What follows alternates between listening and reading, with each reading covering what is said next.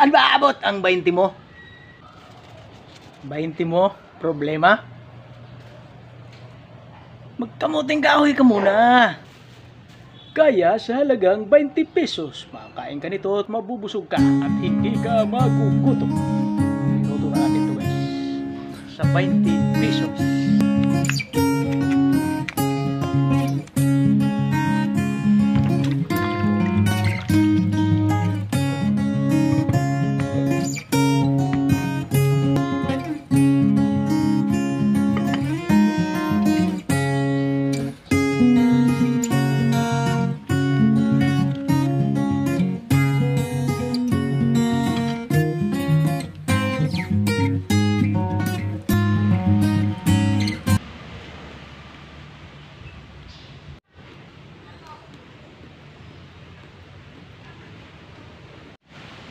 Good morning! Good morning nga mga karakitos, no? Nagluto na ako ng kamuting kahoy. Pinoproblema ko ano bang iuulam ko. At humalungkat ako sa rep. May nakita ako. Gagawin ko itong lagpang. Lagpang sa Bisaya. Yung hindi nakakaalam pa nito, panoorin kung paano ko gawin. So ito na guys, no? Kompleto na yung ating ricado dito guys. Meron na tayong kamyas, dahon ng mangga. Yan ang ating kakaibang timpla ngayon guys sa ating nilagpang. Then siyempre hindi mawawala ito pampalasa. Kung sa Bisaya may ginamos, sa Tagalog naman ay may bagoong. Yan, bunlis. So abangan ito mamaya guys, paano ko ito lulutuin. Luto na guys. Goods na to, goods. No, ihaw na natin to guys. Gagawin nating lagpang. Lahat yung ingredients ng ating nilagpang guys, no? Isa lang na natin to guys. Ito guys, tanggalin natin yung bituka guys. Yan, para pag sabaw hindi mapait.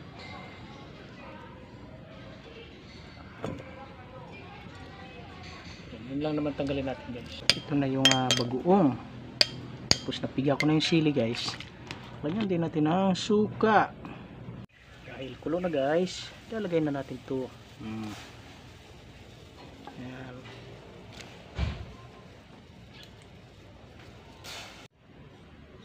Lagay na natin ito guys. Palasa. Ito dahon ng mangga. Ayan. Ito na guys ating nilagang kamuting kahoy at nilagpang.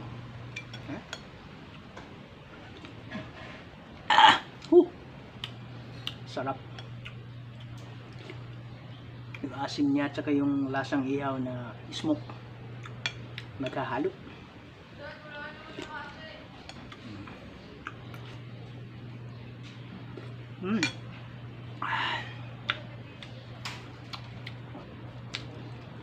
Sarap.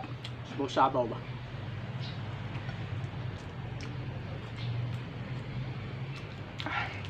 At akong sabaw doon.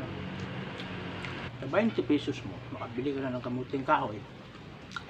Sa itong tamba na to, marami to 50 pesos, pero marami ito mga 3 kainan. Hindi na makakatipid talaga. Lalo na ngayon, mahal ng bigas.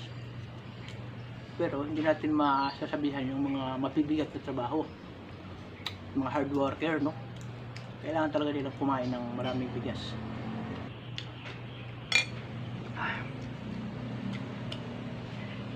Dahon ng mangga.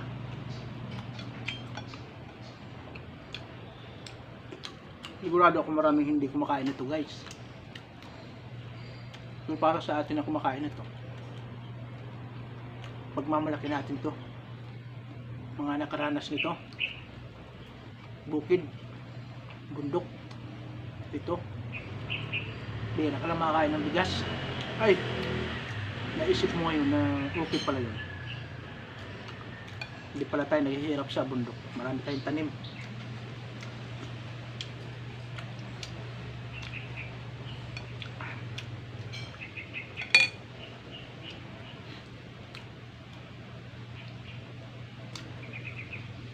Ito na nga guys, no? Mayroon pa akong tirang isda, ulam. Kainin ko na lang tulit mamaya kasi marami naman to. Busog na ako. Ilan nga lang ba yung kain ng may isip? Bye-bye.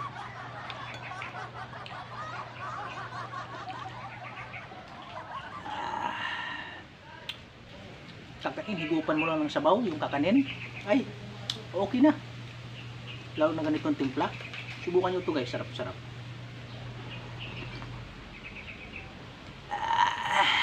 Ang asim, lasang basta. Masarap.